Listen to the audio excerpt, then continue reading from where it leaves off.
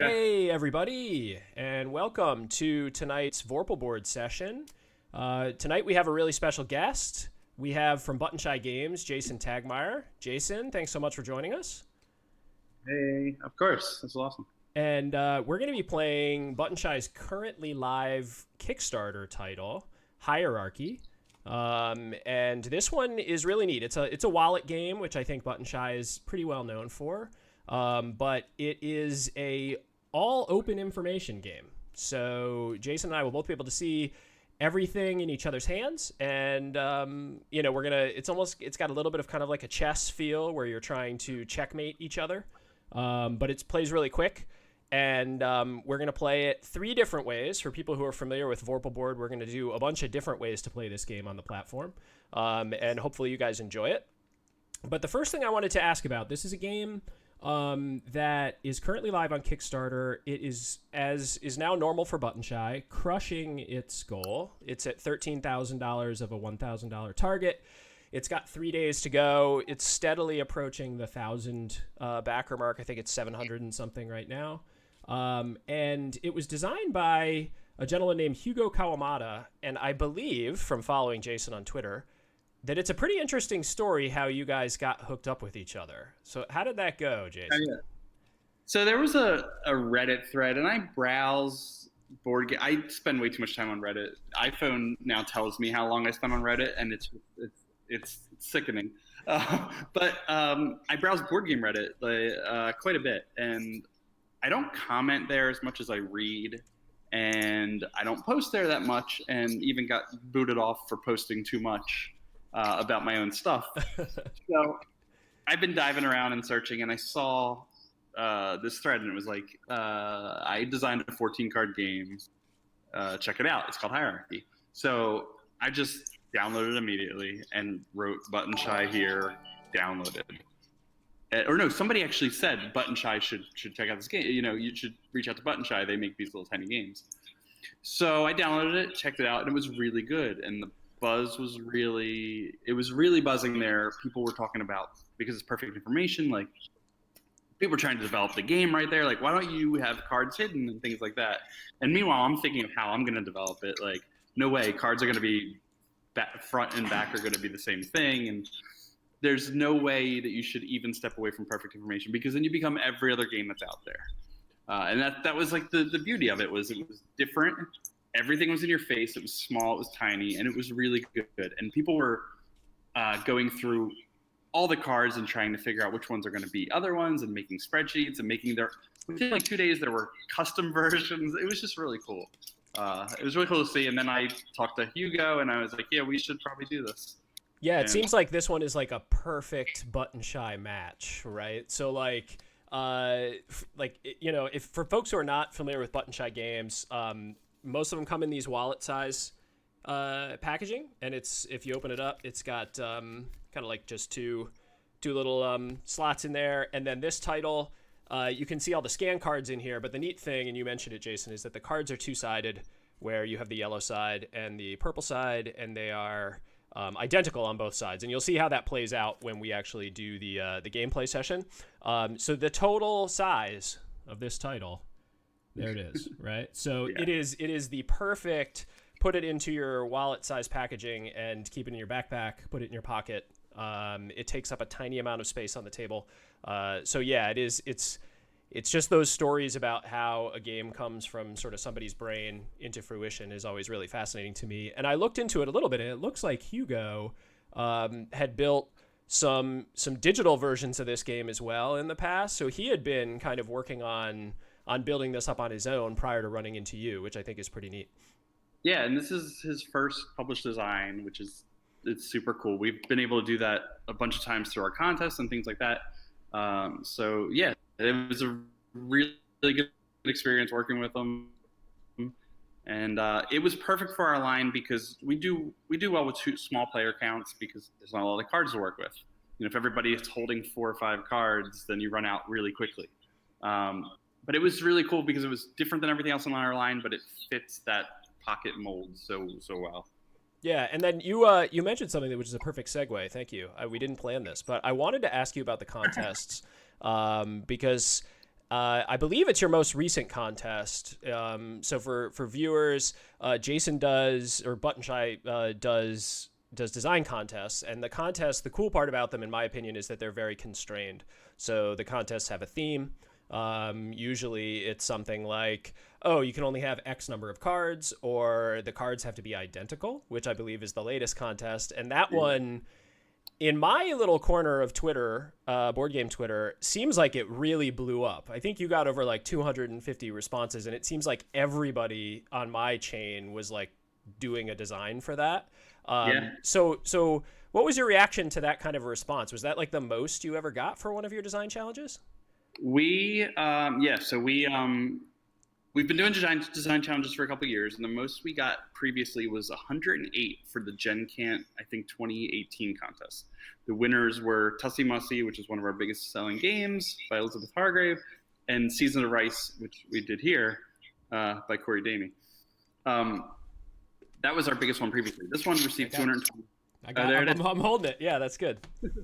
This one received 228 entries, so it more than doubled it. And all it was design a game that's 18 cards and all cards are identical, which to me was the dumbest challenge ever. Like, we talked about this being, like, you just can't do it. It's not possible. And everybody went crazy and like submitted so many games, and we're in the middle of judging now and narrowed it down to a top 20. We've been playing them, and it's amazing what people came up with, because I tried to design 2 different games and both failed miserably. Yeah, when I heard the actual text of the challenge, I mean, I'm not a game designer, right? So I was like, well, you can't do a game. I was like, well, that, I mean, that's stupid. You can't have a game, right? But then, like, I started seeing how people were making games where you're, like, cleverly laying things on top of each other, and covering things up, and you sort of build these structures of many cards on top of each other. And then a local guy here that I know had designed one that was like a cops and robbers game. There was a lot of like bluffing and stuff. So yeah, I was really taken aback by where everybody's brain went to. So you had to somehow deal with 228 games. I mean, I play a lot of board games, right? But like 228 is a lot, right? So I imagine, right? But did you have to employ kind of like a mini army to go through all these? We had like 10 to 12 people just watching videos. Everyone had a 3-minute video. Also, some people just watched, or we had videos, we had rules, we had PMPs. I watched a ton of them, but I had some of the judges watched all of them, which was crazy. And some of them watched 50, some watched 100, some watched 10. It's just like my whole first 2 weeks of that was just emailing, just forwarding it to all these different people. And then we got together and played those top 20, and it's really interesting what shines through and what doesn't. And not to give any spoilers or anything, but some games, a lot of it happens on the cards, and some games, a lot of it happens in your heads, which is a really neat design space.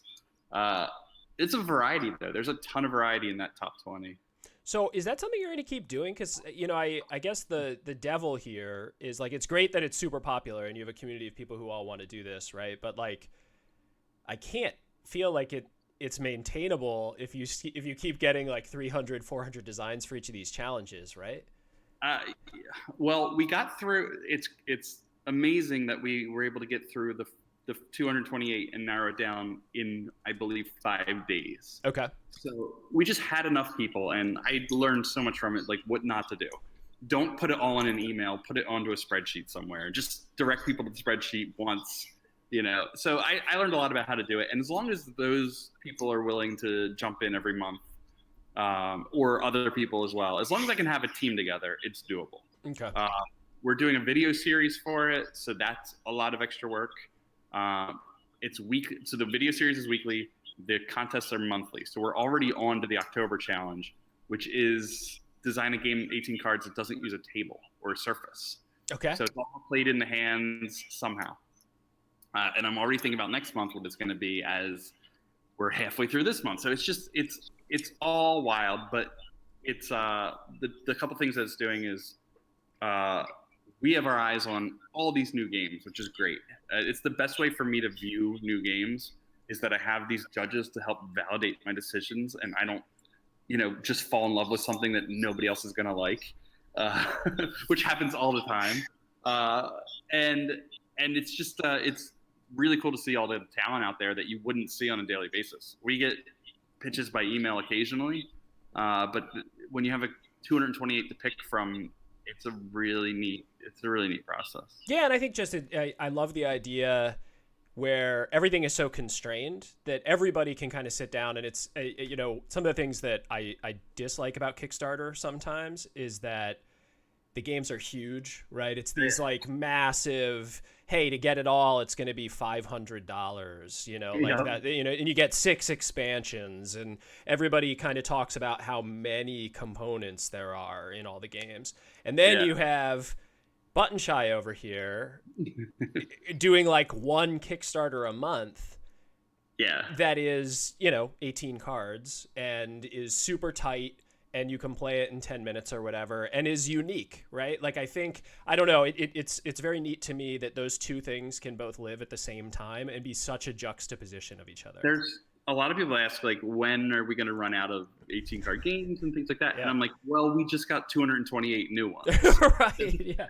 So it's weird. Like, you think it would run out, but I kind of just been thinking about it as it's just a format for games. It's not it's not that it's this super restrictive space that you can only make, you know, clones of Love Letter within. It's just, how do you work with a smaller footprint? Like, how do you, you know, and think of other mediums, like a short film. Like, they're not running out of short films just because of a time restriction. Yeah, there's only like 200 short stories, right? That's it. Yeah, exactly. So I feel like it's just another way to express your creativity and express your art and express your games, and I feel like there's plenty more room to explore. So we see a lot of common things, and that's my role, is to kind of weed through that. And I guess for designers to somewhat have some knowledge of our catalog is helpful when things start to double up. But there's a lot that's new, so it's you know, we're gonna see where it goes. Yeah, that's cool. I mean, and it the thing that when I first started following you guys, I don't remember the first one I backed of yours. I have a few of yours. I have Tussie Mussy. I have Seasons of Rice. I think I have Sprawlopolis around here somewhere. But the thing that amazed me was I clicked on your name as a creator, and it was like 39 created Kickstarters or something, which I'd never seen somebody that high, right? So the question I was going to ask you about that is, like, is it now just like ho-hum for you, or is it still exciting each time? Well, it is exciting each time, and it's still difficult each time. So that's the part that, like, I know exactly what I'm doing, but it's still equally as stressful, equally as much work. All I know is I just have a better plan going in. But it's hard, and it's exciting. I have this ridiculous spreadsheet that's every day's funding of every project, of all 39 of this project. So I'm like, all right, so let's compare Tuesdays and see how this Tuesday was versus this one. And I'll do a day 3 prediction of where we are going to hit. And it's wonderful when we exceed that. And it's really cool when I'm $10 off. You know, like, I'm 1 pledge off, because I just know what to expect now after those couple days. Is your first day, your second day is going to be half that, your third day is going to be half that, and it's going to go like that no matter what you do. There's almost nothing you can do to change that unless you have something massive and out of the ordinary. Yeah, but it's amazingly similar on every campaign. And it seems like you've really dialed it in. You do much shorter runs, right? So like 10 days. I mean, I feel like that's too long. Yeah, and I kind of tend to agree with you. I mean, with the Kickstarters that really kind of like go crazy, right? Like, whatever. They're like moonshot stuff. So it's not even really worth thinking about. You can't even compare. Yeah, it's not even worth. It's like a different universe, right?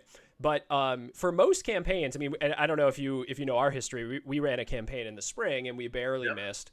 And we felt really similar, that it was like, this was way too long, because the week in the middle, the 2 weeks in the middle, it was just like a desert. And you start out high. Yeah. You have middle, and then you get high at the end. Just cut the middle. And that's my favorite campaign we ever did was 4 days.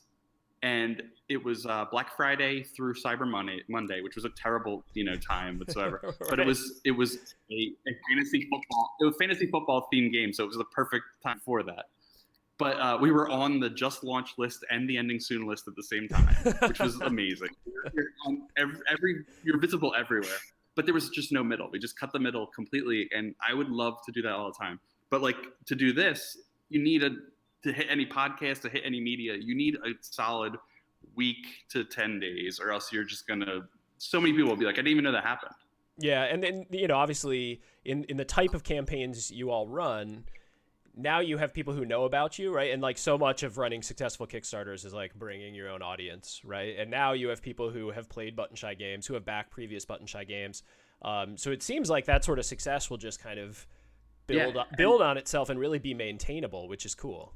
Well, it's funny because that messes with our numbers in a way that our day one numbers are now really good because we have such a strong audience that comes back that in comparison, the other numbers are all low. So I check out the percentage of how we do on day 1 and 2 and compare it to the whole campaign. And our 1 and 2s are so high right now that it's making the rest of it look bad. And I'm just trying to figure out how to like combat that. But it's not a problem in any way. Yeah. It just looks dead, deader because we did so well on the first day. Well, that's good. It's good to know that even a guy who's done this like 40 times still is like pulling his hair out, like, hitting refresh. Oh my gosh, are we going to hit the numbers? Are we going to hit the numbers? So it's still an all-nighter the night before, and then 2 days of nothing but refreshing. Yep. Yeah, it's awful. It's a terrible machine, but I am really excited that you guys are continuing to do this because of, I think there's a lot of cynical kind of thoughts about Kickstarter and that, it's like sort of like a pre-order platform and you have big publishers that are kind of using it that way. But the thing I really like about what Button Shy is doing is like it's a lot of like first-time designers. Yep. You have the design challenge kind of flowing right into the Kickstarter pipeline, which brings new people that none of us have ever heard of or seen or met or whatever into the mainstream, which I think is just awesome. Yeah, that's exactly what we're trying to do. So cool. Okay, so I think we're going to dive right into playing. And I sort of alluded initially to us playing 3 different ways today. The first way is for folks at home who've never seen Vorpal board before. It's a way for us to play the game, even though Jason and I aren't here physically, or aren't together physically. We are here physically. We're not like on a paranormal plane or something. I've scanned in all of the cards that came with the game, both sides, and that's what all these are here. And these are all interactable by Jason and I. We can interact with them, move them around, we can rotate them, scale them, whatever. And then we can also zoom in on them really close, so you can get a feel for the art. Who did the art on this, by the way, Jason? I really like it. It's Daniel Ito. We'd worked with him on, we did a game called Spaceship, and it's a whole bunch of different art on that, and he just did our character art for that. And I think that's it. We've just worked on 2 projects, but his stuff's so unique and so different and so him that like I know exactly what I want to work on him on future projects. Yeah, I think it's really cool. You got kind of like stylized characters for all the different characters, and the coloring, which hopefully people can kind of get off the scans, is a very unique kind of weathered purple and yellow. So when you first see the cards, it is pretty striking. I am using a prototype. I don't know if there were going to be any changes, Jason, between this prototype that we're going to show today and the final, but just clarity on text. Okay. Not much from the art side. Just there's one piece of development on one card, and then just structuring all the text to the terminologies all uniform. Cool. Okay, so the first way we're going to play, I scanned in all the cards, and the way the game works is you deal out the cards, 14 cards, shuffle them and deal them to your 2 players, and once you receive your cards, each of us will have 7. One of you chooses yellow, one of you chooses purple. I'm going to play as purple, Jason's going to play as yellow, and then you would flip all the cards you received to that color. So essentially the color is an indication of whose cards they are. The first way we're going to play is, since I scanned in all the cards, I'm just going to do a quick deal here to Jason and I, and then I'll tell him which cards he'll grab, and then I'll grab my cards, and then we'll actually play with the physical components for our first game. We're gonna play best of 3 here, just so if one of us gets really crushed in the first round, we don't feel bad. We get another shot. Yep. All right, Jason. So you have Assassin. You're going to be yellow, so you can grab the Assassin, which is over here. Oh, it was under your head. Oh yeah. Oh yeah. Sorry. That's right. I just moved everything too. Okay, cool. And then High Priest, Okay. sor- Sorcerer, Yeah. Dragon, Tower, King, and Surf. Oh, you're done. So that's the awful yellow team. And then, all right, so I'm going to drag these kind of just out of here. These were, because, you only have one of each type of card in the game. So Jason has those unique cards, and I will not get to play with those unique cards, but I will know that he has those ones. And then I am going to play with all these other purple cards. So I'm going to get rid of all these, and then we'll get going. And so we both have our 7 cards, and the name of the game here is we're going to lay the cards on top of each other in a kind of a numeric order, and there are some rules about it. And each card has different kind of powers that you're able to apply. And we're going to move everything around so you can clearly see what's going on here. Let's see. All right, so Jason's going to be on the top. I'm going to be at the bottom. Let's see, we'll put you there. We'll put me here. And then I also scanned in the rules. The game comes with a rules card, which is kind of a quick reference. So I'll zoom in on that. And the quick reference tells you what the special abilities are of every single character. And basically, the rule is that you're always trying to stack higher valued cards based on their number on top of lower valued cards. So if I play a 1, somebody can play a 2 on it, anywhere from a 2 all the way up to a 13. But there are distinct rules for each of the different characters that makes them almost like chess pieces. So if you're looking at this quick reference right now, you can see that the assassin can only be played atop. Can be played atop any card except the tower and the leper. So the assassin can be on top of a 10, even though it's a 1, but it can't be on top of the tower and the leper, right? So the leper is number 2 and the tower is number 4, which means when Jason and I are sitting here looking about trying to figure out what cards we should play, I'm trying to think, okay, well, if he is the assassin, he could play that on top of anything that I play. So I need to think about what his strategy would be, which is where that perfect information comes into play. And I think and ultimately we're trying to make it so the other person cannot play. So once they can't play a card, the game's over and you've won.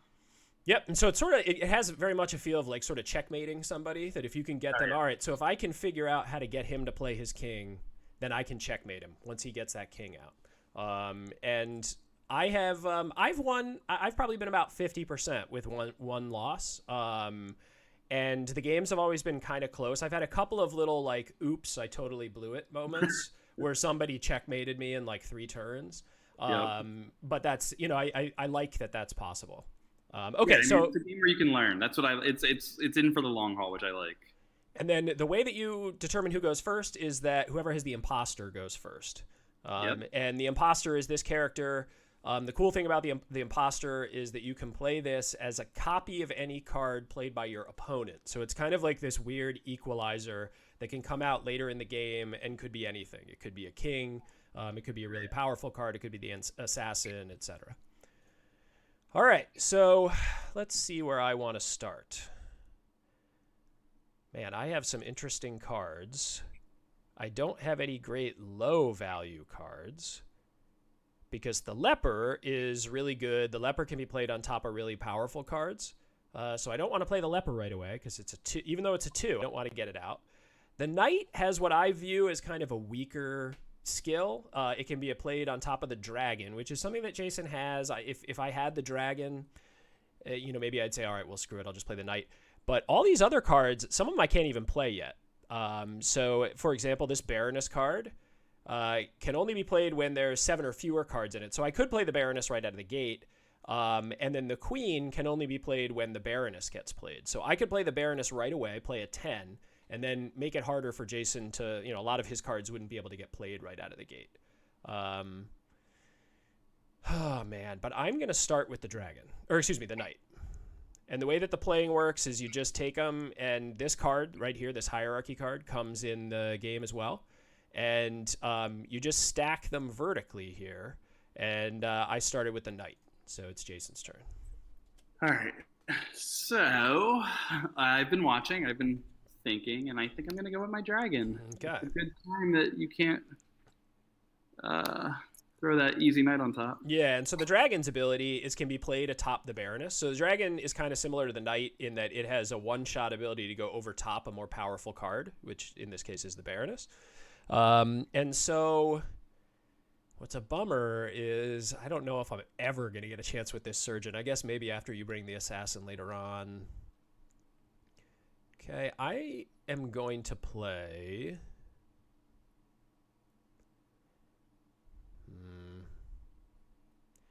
So this leper is cool, and this is the worst part about playing these games, Jason, is because like you're also trying to just talk to the people who are watching. I know. So it's like, okay, so the leper is cool, right? Because the leper can be played on top of any odd numbered card, which makes him very powerful. He could play on top of a king, and royalty and the assassin can't play on top of the leper. So if Jason just had like a king and an assassin, I could drop a leper on him and end the game. So I'm going to hold on to him because he's pretty powerful. So I'm actually going to use the Baroness now because I can only use the Baroness when the line has 7 or fewer cards in it. So I might as well get it out right away. So here goes the Baroness. All right. So I'm already sweating in this one. Basically, I have, I'm going to go through some of my cards. My assassin could be played on anything. I'm sweating because you have the imposter that can copy my assassin. Can't immediately copy it. Can't play the last card. So holding on to that. But I also have the king. So you have incredible copy abilities. So I'm a little afraid of those. I have the tower. The tower's neat because I can discard any card to play it on top of anyone but the leper, which you're holding on to. But I'm down a card, and being down a card is troublesome. So you're only going to do that as a big power ending move if you can. So I think I have to go with my High Priest. My High Priest can only be played atop the Knight, Surfer, Royalty, and the Baroness is Royalty. And one above that. And I do like did Hugo come up, and Hugo's in the chat too, I think. So if Hugo, you came up with this, kudos to you. The naming of all the characters aligns really well with their skills. Oh, yeah. I'm not going to answer for, I'll let him answer if he wants to, but almost everything's the same. But he actually wanted to change one that I didn't want to change, which was the Baroness was very much a princess because it was a princess and a dragon. And I was like, oh, no, the Baroness is cool. Like, yeah. Like I really wanted to keep that. And I think he originally said he was considering changing it. Okay, yeah, I like it because I like it. For example, the High Priest can only be played atop a Knight, Surfer, Royalty, right? So if you think about, okay, let's go to the most culturally easy touchstone of something like Game of Thrones, right? Where it's like, okay, well, the High Priest actually schemes to be above the royalty, or uses the serf, so it uses the commoners against the royalty, right? So like I just think thematically that's really neat. Okay, so we have a High Priest out. The Usurper I love because I think the Usurper for me is like one of the most strategic cards that's in the deck. And the way that the Usurper works is that you have to play the Usurper on top of a higher card, a card that's higher than it, and then only cards that are lower than it. So it inverts the rules. It can only be played on top of higher cards, and people have to play lower cards after it. So like if I were to play the Usurper, I know that Jason would have to play the Serf, the Tower, or the Assassin. So it can be used to kind of force people's hands.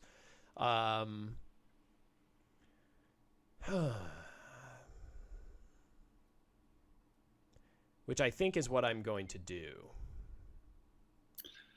Oh, fun. So Usurper it is. Yeah, that's cool. Okay. And Hugo did say in chat, I definitely thought of the possible roles that could be used as cards. So yeah, that's really neat. It was almost flavor first, he said, which is a good way to put it. It mixes so well. Like I love it. We talk about this as such an abstract game, but the theme for me, it does merge into the game quite a bit. I think so, yeah. If you think about this as sort of like a big struggle in a kingdom, right? And who's going to win in the struggle? Is it going to be the populace that rises up or whatever? I think it's cool. How am I going to get this Serf to be the last card played? Right. But speaking of that Serf is getting played right now. Okay, all right. I have to play a lower card. It counts as a 7 after. Yep. All right, so now it's sitting as a 7, which is a bummer because I really kind of wanted to figure out a way to get my surgeon out there, but I don't know if that one's in the cards, if you will. All right. Oh man. This is where I start to sweat. Yeah, because this is where. So man, it almost worked because you just have the sorcerer, which can sit on top of my leper. The sorcerer is really neat because it gets rid of all the abilities on cards, which is great sometimes, but it's bad sometimes. Like you can play that king who requires a line of 7 cards or more. If I throw down that sorcerer, it can be played anytime. Yeah, which I think that's how our game ended really fast. Was I played a sorcerer and then a guy like kinged me, and then I was like, oh my gosh, I didn't even think about that. Yeah. So yeah, this is an interesting. All right, I think now's the time I'm gonna try to bring the queen. Yeah. I'm gonna bring the queen. So the queen can only be played when the Baroness is in play, and obviously the Baroness is in play currently. And here's where I'm going to play that sorcerer and win the game.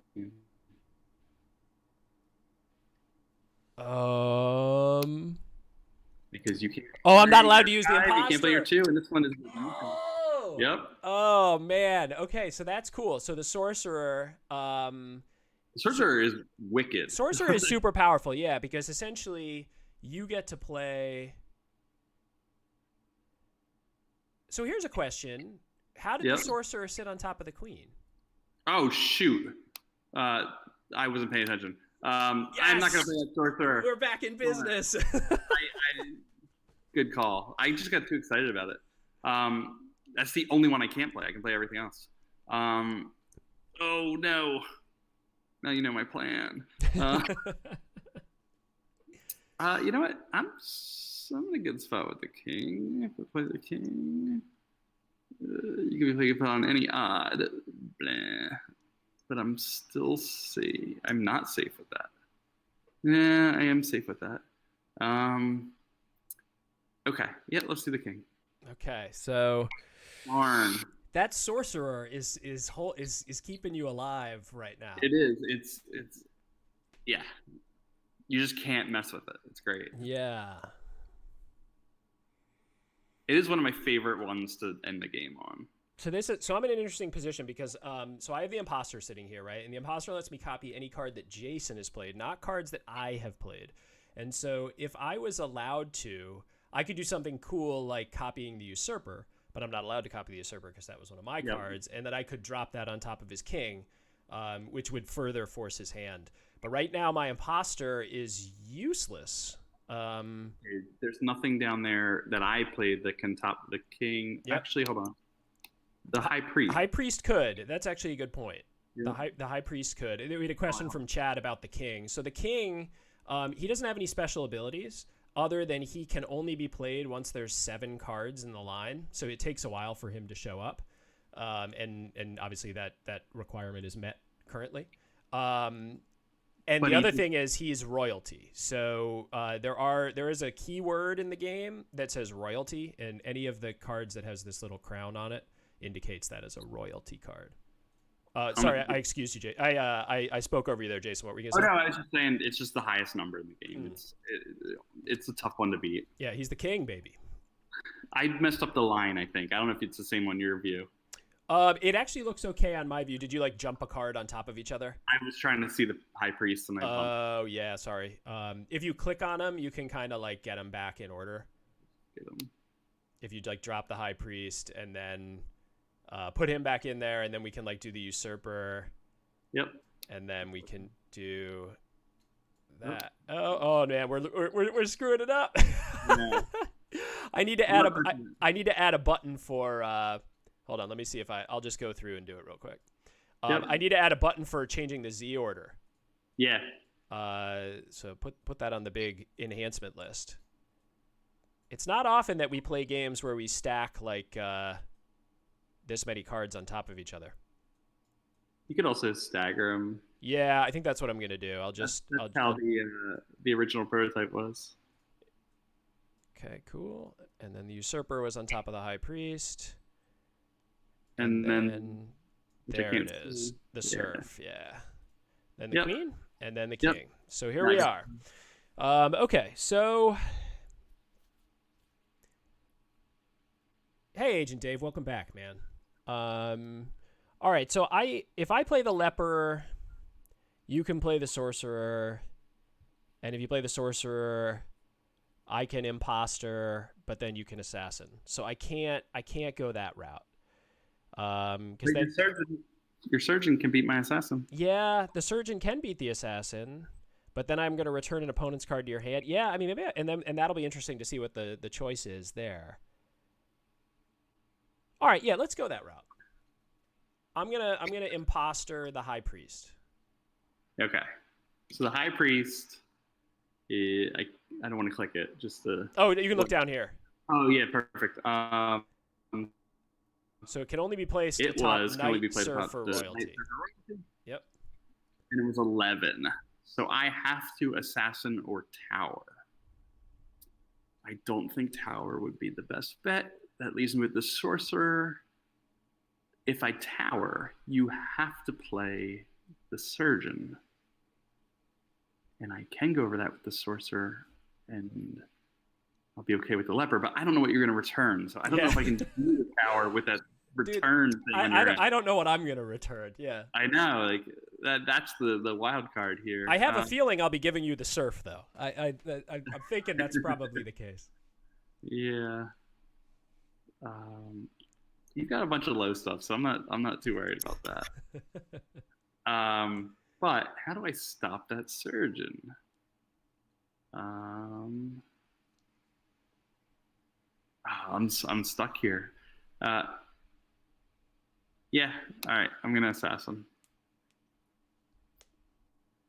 All right. So the assassin forces my hand here because if I played the leper, you could just sorcerer me and then the game's over. So I have to place the surgeon, which I'm going to do now. And the surgeon, the cool thing about the surgeon, and really is kind of makes it like a really wild card here, is that I return an opponent's card, so one of Jason's played cards to him, and then I return one of my played cards to me, which means you can only play this when you have at least 2 cards in play. So I'm gonna think real hard here about what I'm giving. I'm gonna take the imposter, because that gives me essentially, since the assassin and the king have both been played, the 2 most powerful cards. And then I'm going to give...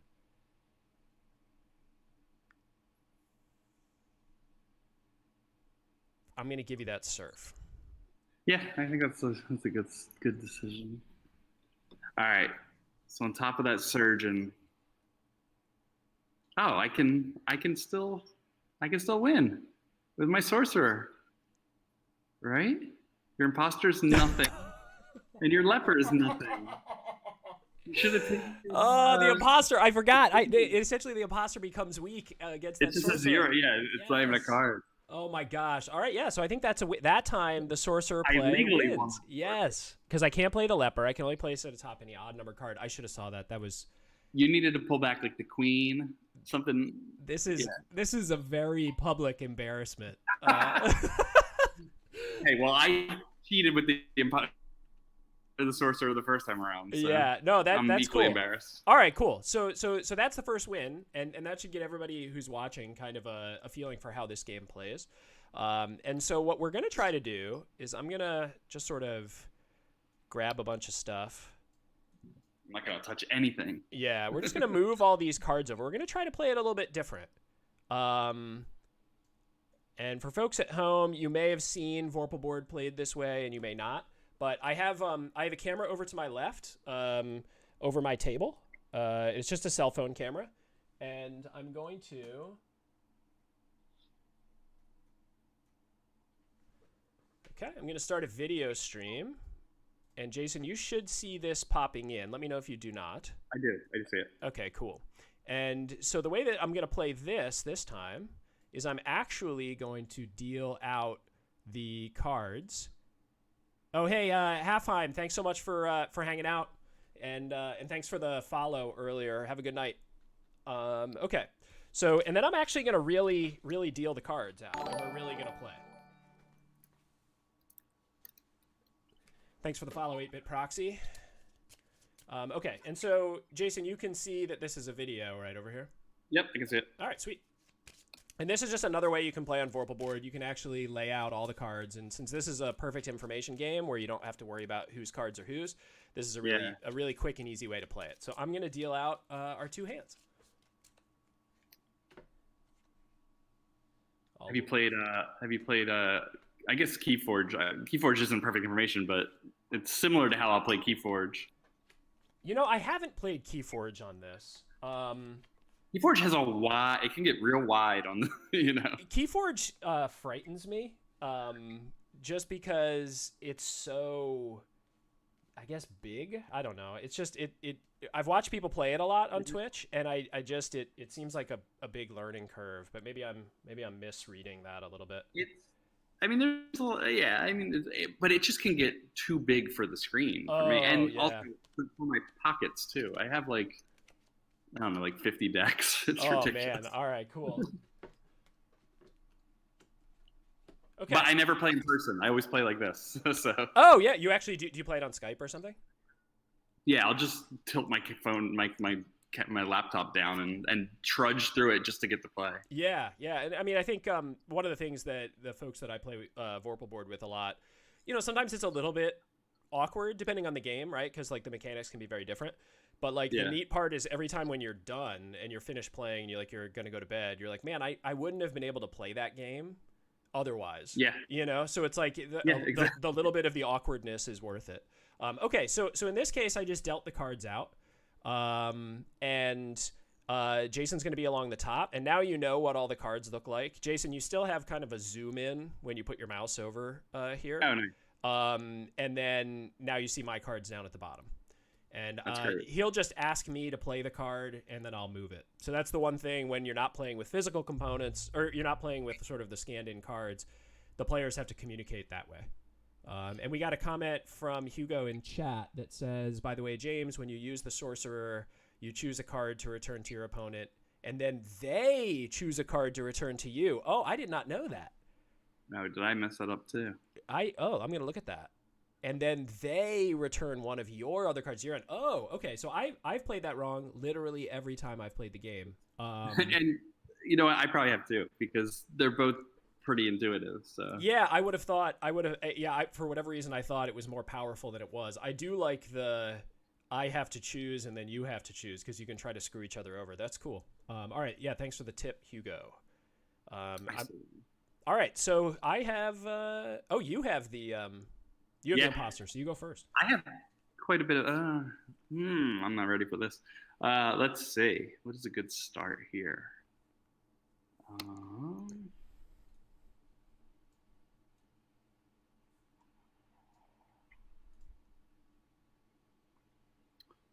Okay. I have a tough one.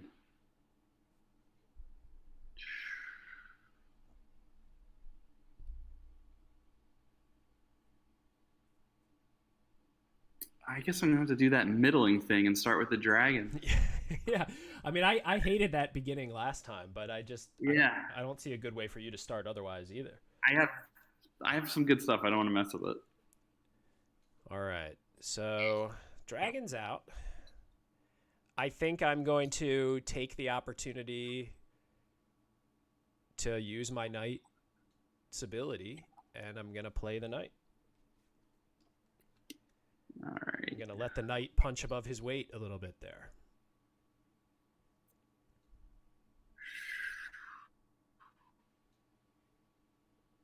I have some early trouble. No, it's not early trouble. I'm playing the High Priest. Okay. It's going. I don't. This is terrible. I shouldn't have done that, but I'm doing. I have a thought. That's just. All right, so I got to think about what I'm going to do here. I mean, you're sitting on that surf. I mean, no, you're not sitting. I'm sitting on the leper. That's what I was thinking of, about the odd. Yeah. So what's interesting is, I mean, I think the only person I can play the tower, but I'd have to discard, and I'd have to play. I can play the usurper, and playing the tower this early, it seems like a complete waste to throw a card away. So unfortunately, I think I gotta go usurper. Hey. And there's a lot of really dangerous stuff in your hand over there. All right. All right.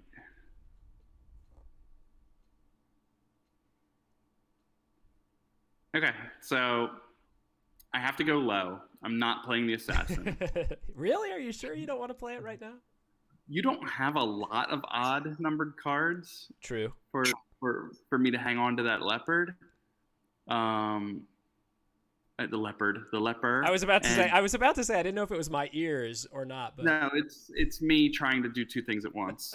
Hold on to my leper. I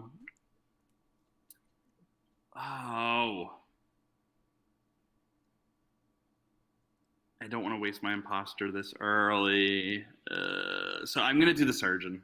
Okay, yeah. So we're gonna get an interesting early surgeon play. Yeah. And the order of it is I choose first, right? Yes, I can't correct. return an opponent's card, then they return anyone. So I'm going to return the knight. Yeah, you're not going to give me the usurper back? Not with, yeah, right. And that was enough trouble. And then I'm going to return the dragon to you. I knew this was exactly going to go down, but it saved me temporarily. All right.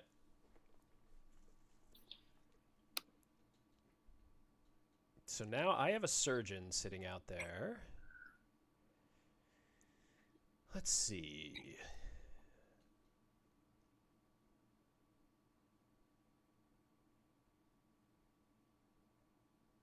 Man, the sorcerer attack almost would work here.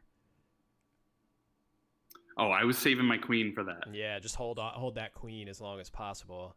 And the interesting thing is that you don't. When you put up the sword. Yeah, exactly. You don't need the Baroness yet. So, let's see. So the Serf, you have to get it played, and then it turns into a 7, right? So while it's sitting on top of the pile, it's a 7. Okay, but you need to find an opportunity to actually get it out there, which is the tricky part. Okay. But I mean, you could pop it right on top of Assassin. I think, right? There's no Serf. I think you got to get it on the Assassin or the Leper, right?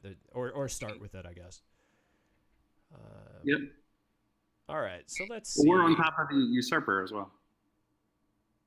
Oh, that's my favorite. Oh, it can sit on top of the Usurper?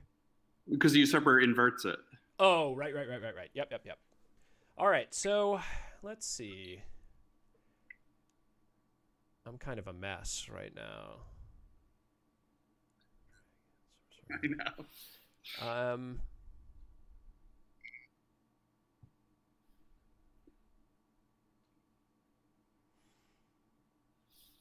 I'm gonna play the knight.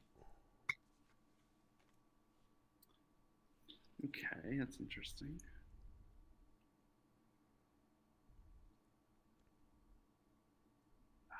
I was really hoping that chat would hook me up. Last night or a couple nights ago, we played Unmatched. I don't know if you've played Unmatched yet. No, I haven't. Mike and one of the other guys who works on the platform and I were playing Unmatched together. And chat was helping him so much, man, and he ended up beating me. Yeah, so I was hoping chat would hook me up, but I'm excited to check out Unmatched. It's really good. Yeah. I've played it probably 5 or 6 times, and every session has been killer. It's really fun. Awesome. All right, so I'm just going to talk this out as I struggle. So the Leper can be played on any odd, so I'm saving that. The Queen can't be played because the Baroness isn't out. I can play the Dragon on top of the Knight, which is fine. I'm not going to play my Assassin yet, and the Imposter can play as anything, so I'm going to play the Dragon. Yep, I'm going to play my Dragon. The Dragon comes out. All right, so I'm going to hopefully continue. I would love to continue to deny your Queen. But I might get my hand might get forced here, in that I cannot deny the queen any longer. I hate going first in this game. I stress about that. Yeah, just being that card behind. Oh my god, yeah. I'm just staring at the card count and stressing out. All right, so I actually think my only play would either be to buy the tower, which I'm not going to do, or play the Baroness, because I can't play the king yet. We don't have 7 in the line. So it's not even worth me wasting my time. And there's the Baroness.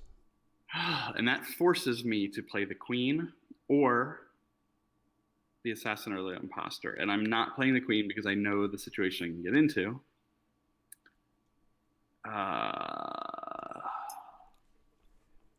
Let's see.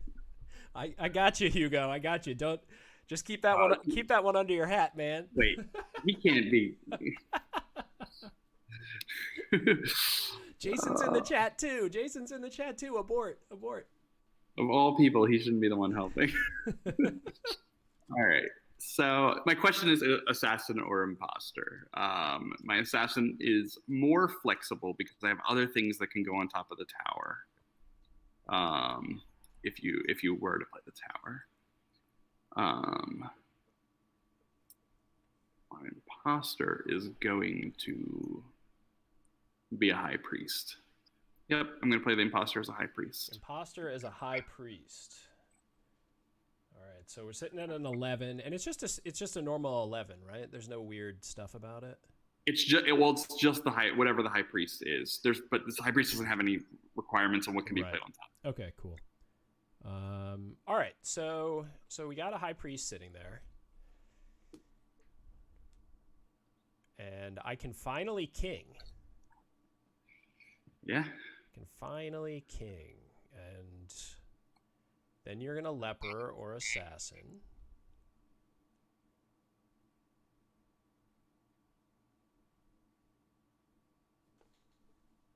Yeah, king. All right. I think this one might be over. All right, so let me talk this out. If I leper, you can do anything. Royalty and I can't read the other thing, and the assassin. So you can play the serf or the sorcerer.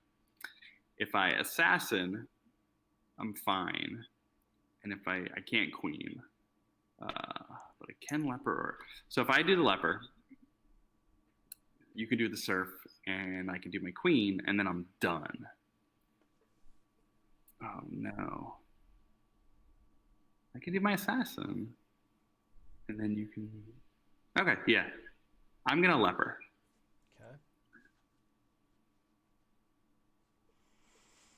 Okay.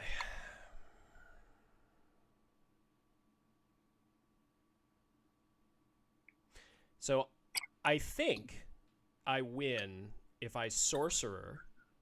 Your only play is the queen. And then I tower, and your assassin can't kill the tower. So I think that's a win. So I'm gonna sorcerer. I'm gonna say no as I play through this and lose. But yeah, so I can't play my assassin. Yep. I have to play my queen. And then a dumb assassin can't play on top of the tower. So yeah, you win it. All right. We evened it up 1-1. Yes. Oh man, I got really nervous when you forced the Baroness out. I was like, crap, because I was trying to just deny the queen the whole game if I could get away with it, but there was just nothing I could do. Good. All right, cool. I like it. So yeah, that's kind of method number 2 to play the game. You know, Jason, it essentially makes it so the remote player doesn't get to like physically touch anything. Yeah, it's good for teaching a game, I'm sure. Yeah, you know, you don't get to drag your pieces around or your parts around or whatever, but like as far as quickness, it's insanely quick, right? You just mount the one camera, you hit go, and you're ready to rock. Which I think for this game is like probably how I would recommend to play it on the platform. And then I'm looking at that screen and just thinking of like 1,000 other uses of just having this screen here. Right. You know. That's good. You just keep my email in your pocket. All right, so we're gonna do it one other way here. It's design space. I love it. Yeah, I mean, I think that's one thing that we think would be cool for people to do is playtest stuff, mess around just with game prototypes, or even like stuff like you're generating for like a game contest, right? Like if you need somebody to play it with, you could just do it in a platform like this. All right, so that was what Mike Mullins actually wrote me that this morning when I sent out the link to this. Yeah, it'll be amazing for the contest. All right, so this is the last way we're gonna try, and so, all right, so previously what you were seeing was like a video feed, and then what we're gonna do now is I'm actually streaming really, really high res photos every second-ish. And so the delay on it is a little bit worse. You're not getting like multiple frames per second, but usually the quality is better because it's actually taking photos, and it doesn't hit people's bandwidth nearly as hard. So when you're in situations where people don't have very fast internet, they can go this route because the game doesn't need to be updated frequently, the game board. And so we'll see what that looks like. So I'm going to deal out our third hand here, and this is the rubber match, Jason. This is for all the honor here. So we'll see how it goes.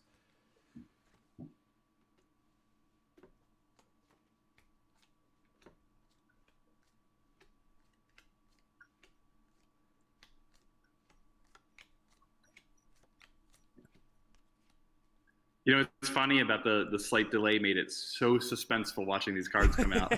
Yeah.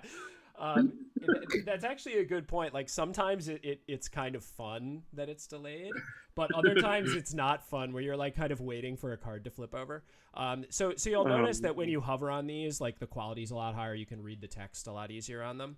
But then you'll get the delay, right? So this is the third of kind of the ways that I could envision us playing Hierarchy. So let me flip you. You're yellow.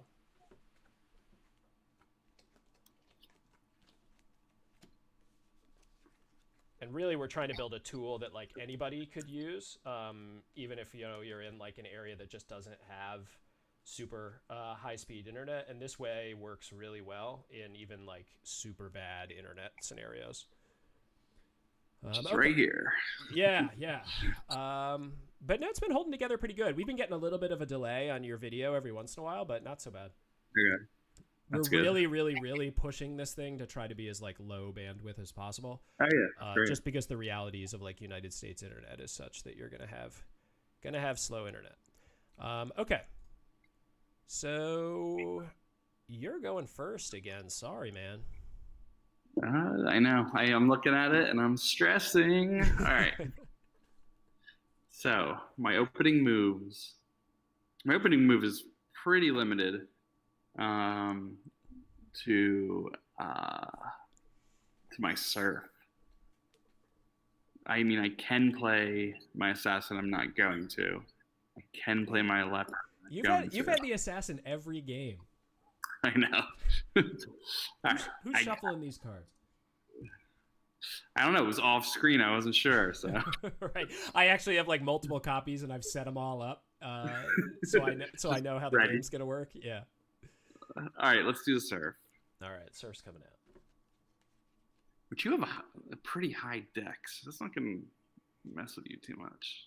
Yeah, I like having the Baroness and the King and the High Priest and the Usurper. I mean, it's just that's some high play stuff.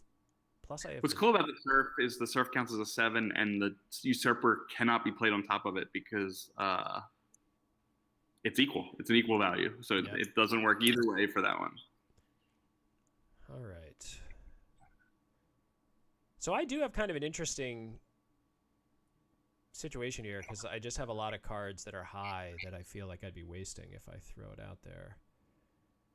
It's really interesting that you have the Knight, the Dragon, and the Baroness, so they're not helping you in any way. Yeah, exactly. That's exactly what I was thinking. So I'm actually gonna. So Surf is a 7, so I'm gonna place the Dragon. I'm gonna try to deny your queen if I can get away with it. Yeah.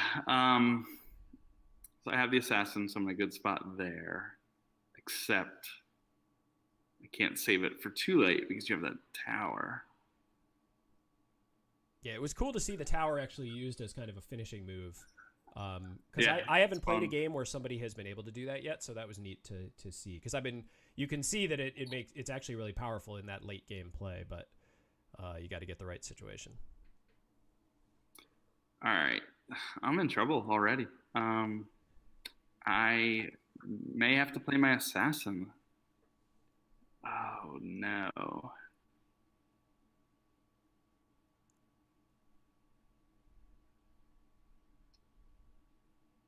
If I play my assassin, you can play your high priest. I'm in trouble. You're holding all that high stuff. I mean, you can even play the Baroness. Yeah, I don't want to let that queen out though. Yeah, but if you play the high priest, I have to play my imposter. No. You could sit the leper on top of it too. Oh yeah, I'm just scrolling through them. Yeah, the odd is helping me with all your stuff except for the Baroness, which I can beat with the Queen anyway. Oh man, I have to play the assassin. Yep. So, assassin. All right, so the assassin's out. Now I got to think about what I want to do. So the only thing you can copy with the imposter right now is the dragon. Yeah, it's not very helpful. Yeah, so this is if I could somehow minimize the imposter, now is the time to do it. Yeah, if you had a high even number. Yep. But you don't. So if I threw the Baroness, that would force you to play the Queen, which I like. Yeah, that's trouble. I'm in a good spot though because I can. Well, I don't know. Then your imposter couldn't do anything to me. My imposter's very weak right now. Yeah. Because that's what I'm gonna do. I'm gonna go Baroness. I'm gonna try to strike while the iron's hot, while your imposter is kind of weak, before I give it too much strength here. So if I play my queen, which I think you have to. I think I have to as well. You can still play. You could imposter the dragon, because the dragon can play on top of the Baroness. Well, that's true. Yep. But if I played the queen, you can high priest it, and then I'm shot. You got the leper. Oh, the leper's odd. Yeah. Okay. So I'm good there. Oh, but you're right. I could. I could imposter it and play that dragon. The dragon leaves me open to the same thing.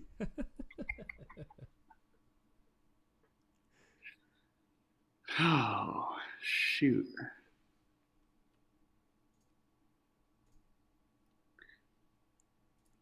Do I want my imposter or do I want my queen? That's really where I'm at. My imposter is useless after this. It's not actually, because if you toss.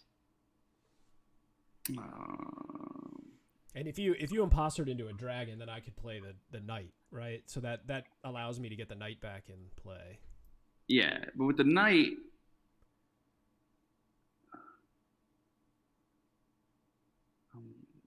I don't know. My sorcerer is almost useless right now.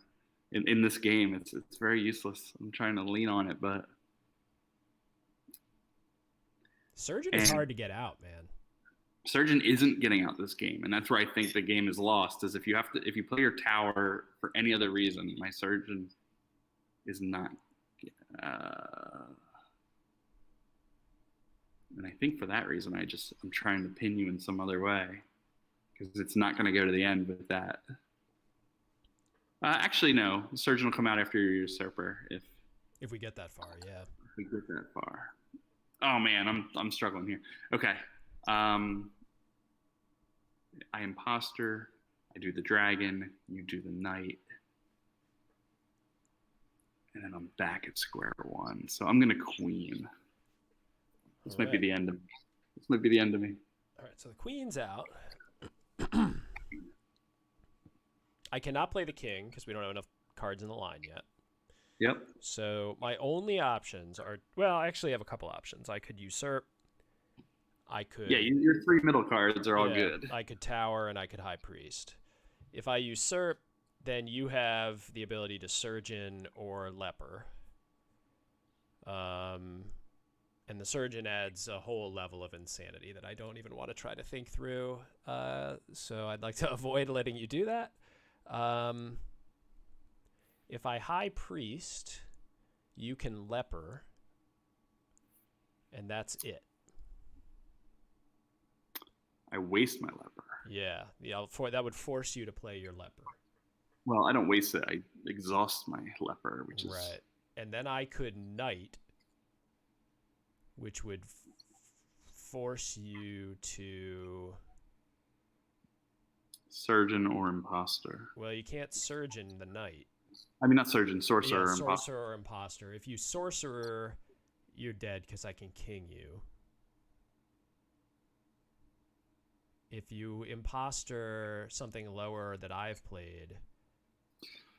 It's so funny because, like, in some games the sorcerer can be so strong, and in this game the sorcerer's like weakened considerably based off of your hand. Yeah, just because I have stuff that can play on top of it pretty easily. It's really interesting. I'm going to usurper. I think that I at least think where I want to go here. I did drop a link to the Kickstarter, by the way, in the chat for anybody who hasn't backed the game. Go check it out. I assume the way a lot of folks were chatting, I think a lot of folks are backers, but that's okay. All right, so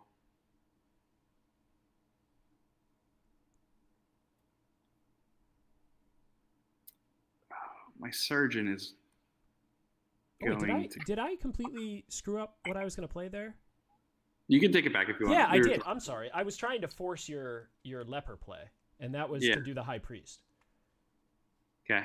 Because with the high priest, there's nothing else you can do but play the leper. That's my bad. I got confused. All right. So with the high priest, I have no choice. I have no choice. Yep. So I have to play the leper. All right. So at least we got the leper out of the way. Now I can't tower on top of a leper. That's the only thing you can't build the tower onto. I can't usurp on top of the leper. I could now king. Yeah, I can king. No, you can't. Royalty cannot be played. You have to knight. Okay, would not be played. All right, so yeah, knight's my only option. Yeah, it was better than knight. Sometimes it's freeing to just have it for your hand forced for you, you know? Yeah, exactly. All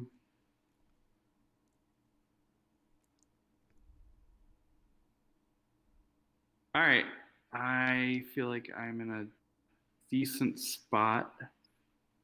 I'm trying to read something. It's got to be the sorcerer, right? Well, I could imposter. If I imposter the high priest. Oh, you're usurper. I keep forgetting you got that usurper. Darn it. Yeah, okay. I'm going to play the sorcerer. It's going to force you to play the king. And then you're going to high priest. I sure am. And then I think that might be the game, right? No, because you're usurper. Oh, then the surgeon. You'll have to give cards back. Yep, that's where I'm banking on that. That's where we're headed, I think. But I think I'm stuck no matter what because of your tower. So I'm forced into the king. I mean, that's obvious. Yep. And then you're gonna imposter to the high priest because that's your only option, right? It's the only one I can do. Yep. Yep. So I'm gonna do that. All right. So we have a high priest sitting here, and then my only option. I could tower. But then you could surgeon on top of the tower, and that would be the end. But You still have to do the return thing. Oh, I do. You're right. So if I towered and you surgeoned, I get to take one back, and then you get to take one back. oh, yeah, And you I have, think, you have really good choices, but I do have that assassin, yeah. which can beat anything that you Well, take. you give one to me, and Okay, I give one to you. Oh yeah. So I know what I'm getting back. I'm getting back the surf. That's Yes. the thing. Yeah, for sure. Well, so I'm gonna use the usurper because there's no reason for me to put myself in a hole by dropping 2 cards here. So I'll use the usurper on top of the what is now an 11, and then you'll play the surgeon. All right. So I got the surgeon, and I go first. And yeah, you.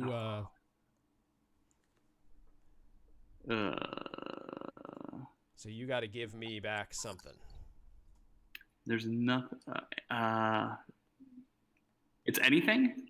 Any card that I have played. Any card that I have played, you can give me. All right. I'm giving you the usurper. Okay. All right. So I have the usurper, and it's going to be my play, right? Yes. So if I give you the surf, I think I can tower, and the game's over.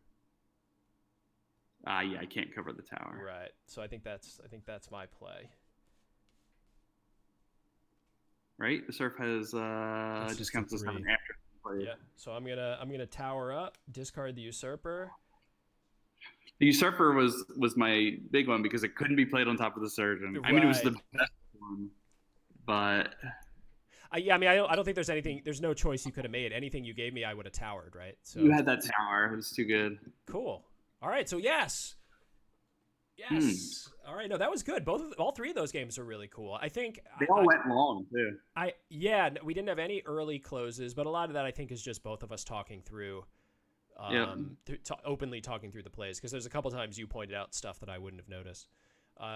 So yeah, I think hopefully this was an indication of just sort of like the varied nature of this game. It does not feel old, no matter how you play it, just because of the unique combination of cards you always have. Makes you think it through. There's no clear opening moves. There's no clear kind of closing moves. There's little strategies you can develop as you go, and maybe you use it again. You say, oh, one time I played against Jason and he beat me with a 8. He beat me with a sorcerer. I'm going to remember how he did that, and I'll try to do it next time. But yeah, there's some cool combos, and then there's some cool contrast that you can work through, but when you're getting 7 of 14, yeah, it's some bets are off. Yeah. So cool. So that is Hierarchy. I love it. I'm really happy that I was able to share it with you guys. It is, you guys have a super quick turnaround, right? On your Kickstarters once they fund. I got Tussy Mussy, I feel like, in a couple months. It's no more than like 90 days usually. Okay. We technically could have been doing this one in like 3 weeks. Like, I just gave us time. So one of the weird things we do is we like combine games into a single order. So it's, if we order 18 cards, it costs so much money, but if we order 54 cards, it's almost the same price as getting 18. So we like lump things together with all different projects we're doing. So we expect this in December, January. Cool. No, very cool. Yeah, it really, it's scary that that's not very far off. So this is a perfect game to pick up for those in your life for the holidays. Actually, sort of the definition of a stocking stuffer. So check it out if you haven't checked it out. You have, how many days left? It's like 3 days left? Today's what? It's Tuesday. It goes till Saturday morning. Saturday morning. Does it go Okay. Saturday morning? Yeah, I think so. I'll check real quick. I'll check. Yeah, you got 3 days to go. The goal is Saturday at 10:30 a.m. Eastern time. The reason I was confused is 3 days to go, and Saturday morning is that close already. That's crazy. Yeah, I mean, it's probably like 3 days and 19 hours or something. I'm going to Essen next week for the first time ever, and trying to get everything ready before I go, and it's really, the time is flying. I can't deal. Yeah, that's got to be a little bit stressful, just going so far for a show. Just with the stress of travel in general is so awful. So I've never been to Essen. I've never been to Europe. Like everything that can, stress it up is all there. And like we're in the middle of fulfilling Tussie Mussy, and I'm trying to get that out before we go. So it's just managing a whole bunch of things, and a lot of it's the unknown. So that adds to it. And then at Essen, are you primarily going just to have a booth and stuff, or are you looking for games as well? I'm only going for meetings for like international versions of our games. Oh, cool. So I have a bunch of meetings with publishers in different countries that are looking to localize our games.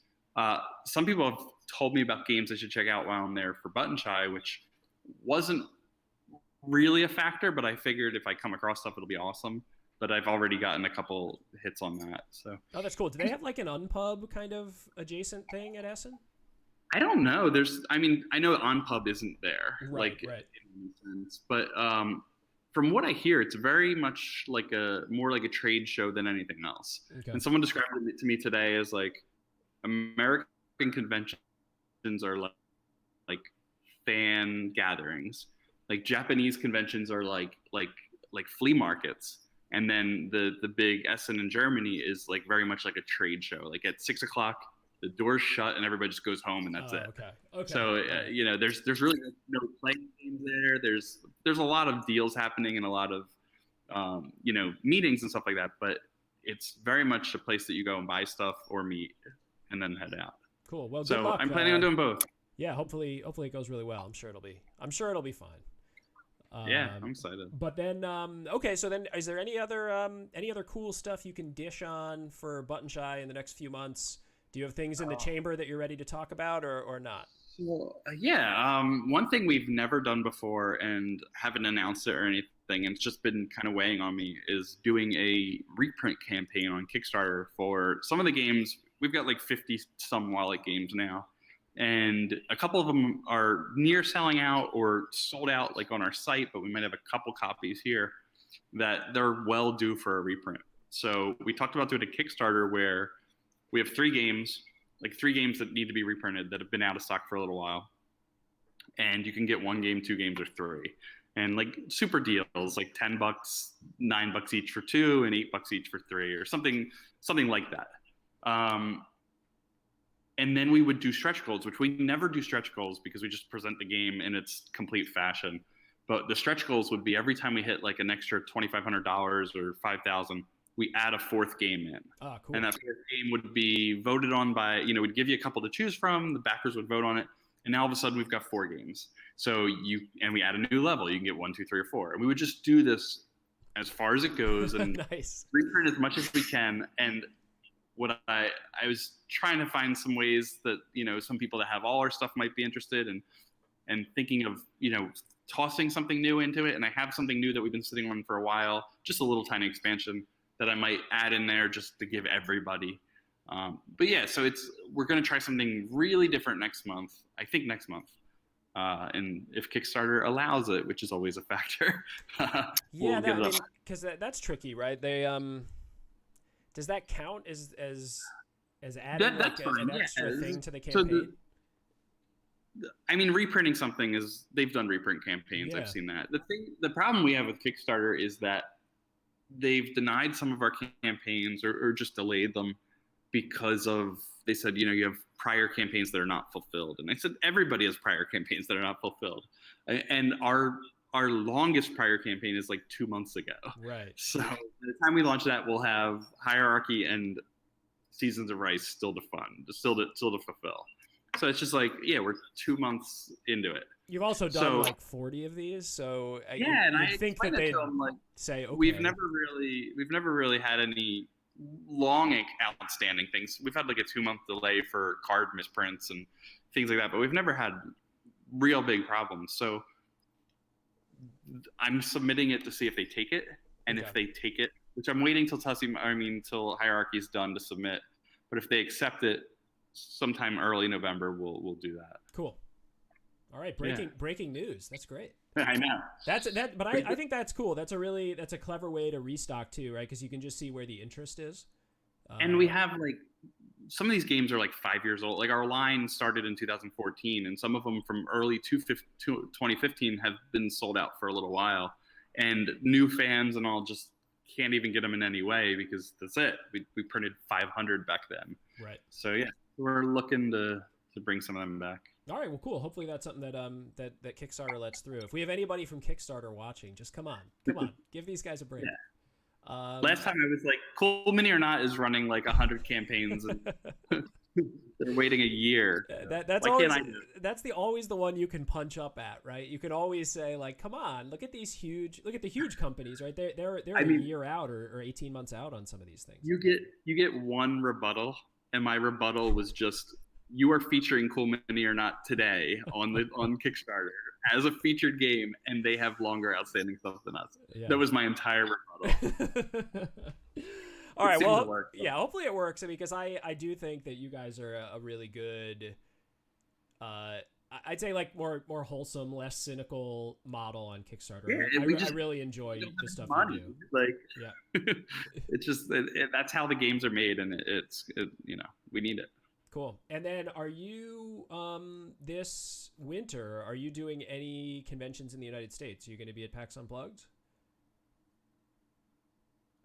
We're doing PAX Unplugged. Okay, cool. PAX Unplugged is our big local con, so we do that It's really the only con that we do for sales, or at least the past couple of years, and it's awesome because it's right here. It's 4 miles from my house. It's there's so many button shy designers there, which is awesome because like there's a lot of local ones and just Philly, New York, Maryland, and all that. So it's a really great con for us to just go all out and like go all out, like stupid go all out. Last year we had this dumb display of like cardboard boxes with letters on it, and it was just huge. And we couldn't fly that to like Indianapolis for Gen Con, but we can sit here and cart it back and forth in my minivan to Philadelphia. Perfect. So we're trying to plan for this year, and we were going to go all out with big, huge flowers for Tussie Mussy, and I'm trying to figure out how big we can make them. Awesome. Yeah. All right, cool. So people on the East Coast can catch Button Shy at PAX Unplugged. I will be there, so I'll definitely swing by and shake some hands and high five some people. And then everybody check out the Hierarchy campaign. If you have questions or comments, this is kind of your last. This is my end summary. So if you have questions or comments, throw them into chat while we have Jason online. As far as what we're up to, I actually am going to be streaming on this Thursday evening in our normal slot at 9 p.m. We're going to be doing a stream of Camp Pinetop with Talon Strike Studios.